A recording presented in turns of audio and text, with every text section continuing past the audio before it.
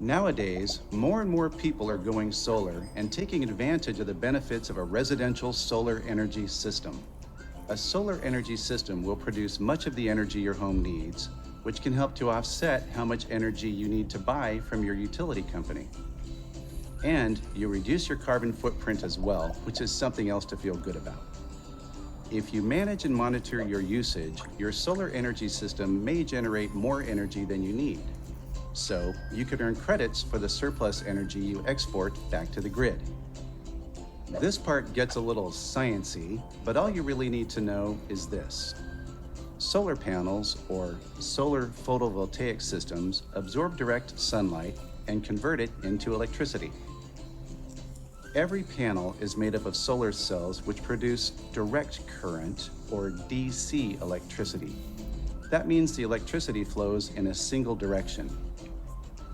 Your home and appliances run on alternating current, or AC electricity, which means electricity currents can flow back and forth in two directions. So, to put solar energy to work in your home, your system must include an inverter that converts DC electricity to AC electricity. When your solar energy system is not producing enough electricity for your home, when it's, say, a really cloudy day or at night, your home is still connected to receive electricity from the grid, so you'll have uninterrupted power. Before you install solar on your home, there are a few things you'll need to remember.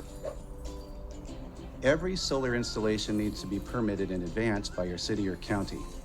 This is primarily for safety reasons, and your contractor can help you with this.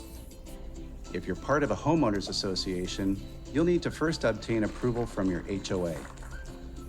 Not all solar panels are alike. Your contractor can help you select a solar technology that's best for your home.